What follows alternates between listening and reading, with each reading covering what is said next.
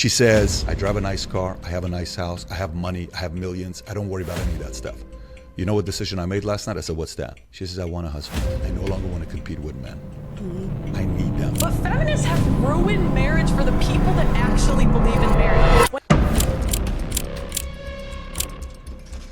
Last video में मैंने देखा था किस तरह से प्लाटो ने थ्योरी ऑफ एजुकेशन खुद बनाई थी और उसके अंदर बताया था कि बच्चों को किस तरह से स्टेप बाय स्टेप एजुकेशन से गुजरना चाहिए और लास्ट में 50 एज तक की जब वो एजुकेशन हासिल करेंगे तो एक फिलोसोफर किंग बनेंगे जो पूरी कंट्री को रूल करेंगे। उन्होंने इसी थ्योरी के साथ साथ बताया कि अब जो फैमिली और सोशल सिस्टम है लोगों का, तो ये रियल जड़ है, ये असल वजह है जो लोगों को ये करप्शन, बिकॉज प्लाटो की स्टेट में सिर्फ और सिर्फ सबसे बड़ी प्रॉब्लम करप्शन थी और उसी के जो कंसिक्वेंसेस बने थे उनकी स्टेट के अंदर। एथेंस हार गया था स्पार्टा से, तो करप्शन की वजह से हुआ था और इसी तरह से प्लाटो ने सबसे ज्यादा फोकस करप्शन पे किया है। उन्होंने बोला कि लोग करप्शन क्यों करते हैं, ये जो करप्शन हो रहा है वो सिर्फ फैमिली सिस्टम की वजह से हो रहा है। बाप करता है बेटे के लिए, बेटा करता है माँ बाप के लिए, हस्बैंड होता है वो वाइफ के लिए करता है, because they want to give everyone और to every relative a luxury life. सब आप देखेंगे पॉलिटिशियंस और ऑफिसर्स उनके रिलेटिव्स होते हैं, जो भी एडमिनिस्ट्रेटिव डिपार्टमेंट्स होते हैं पॉलिटिशियंस के और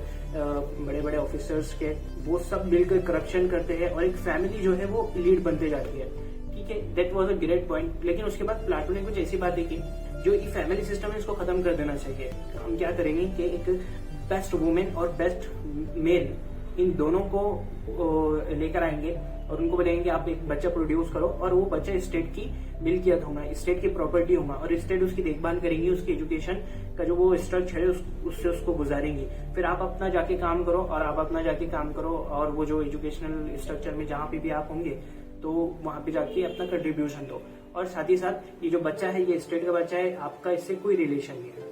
ये इमोशंस खत्म हो जाएंगे तो ये करप्शन भी खत्म हो जाएगा और लोग पूरी तरह से अपने स्टेट को कंट्रीब्यूट करेंगे। अब उसके बाद बड़े बड़े फिलोसोफर्स आए, कार्ल पॉपर और अरिस्टोटल जैसे जो दो बड़े फिलोसोफर्स थे। उन्होंने बोला कि ये क्या बात करने जा रहे हैं, तो ये बात कर रहे हैं, ऐसा लग रहा है कि ये जो इथोपियन स्टेट जैसे इन्होंने एक बात कही थी उसी तरह से इनकी फैमिली सिस्टम भी इथोपियन ही है, मतलब कि जो सिर्फ तखय्युल में और ख्याल में लाई जा सकती है, जिसका रियलिटी से दूर दूर तक के कोई वास्ता नहीं है, कोई रिलेशन नहीं है।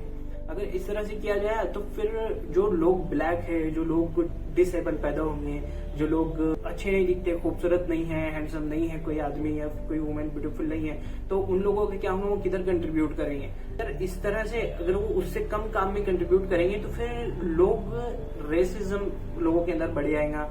ये जो एबिलिटी और स्किल वाला कंसेप्ट है वो प्लाटो की सोसाइटी से खत्म हो जाएगा।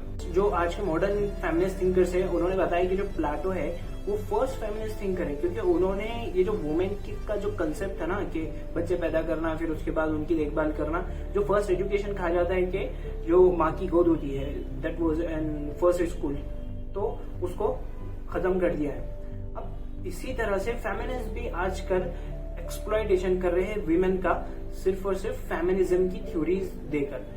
Feminism is a scam. A few years ago, I was an angry, blue-haired feminist. I once believed that male privilege was real and that I was a victim of the wage gap. Now that I understand the true motives of feminism, I know that this could not be further from the truth, and that modern-day feminism is a war on true masculinity. Before women had the right to vote, most were stay-at-home wives, which meant they weren't working jobs and couldn't be taxed. Our overlords didn't like that. Rockefeller started funding feminist campaigns in media, and as a consequence of the movement, women started entering the workforce and leaving the home. Children would then be separated from their parents and sent to Rockefeller-funded schools to be indoctrinated by the state. All of this ultimately disrupting the family unit at its core. Feminism is defined as the belief in social, economic, and political equality of the sexes. But in the West, I must ask, what rights do men have that women don't? Modern feminists are convincing women that hookup culture, using hormonal birth control, and not shaving is liberation. That toxic masculinity is prevalent and the patriarchy must be dismantled. Through movies and media, we're taught that working for the man, climbing the corporate ladder, and paying tax is more empowering and valuable than raising the next generation. Women have lost touch with our natural loving instincts and birth rates are plummeting. Men and women are not the same. And by protesting for equality of outcome rather than opportunity, feminists are demonizing and emasculating men.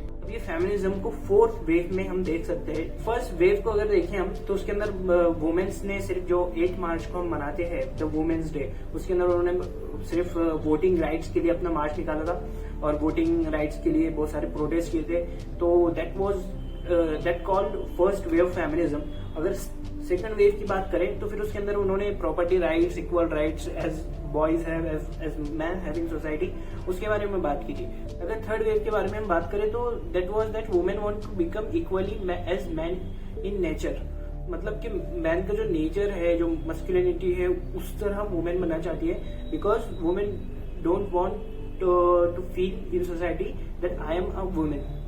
So the fourth wave is about that why should I be a woman and why should I produce a child and why should I teach to him or her. तो natural thing है जो God ने और जो nature ने women को दी है, the third and fourth thing was against that. So आपकी जो भी राय होंगी आप कमेंट बॉक्स में बोलें, और ये जो वीडियो है उससे आप भी कुछ अपनी राय ले सकते हैं। So that was the theory of communism of Plato. Thank you. Allah Hafiz.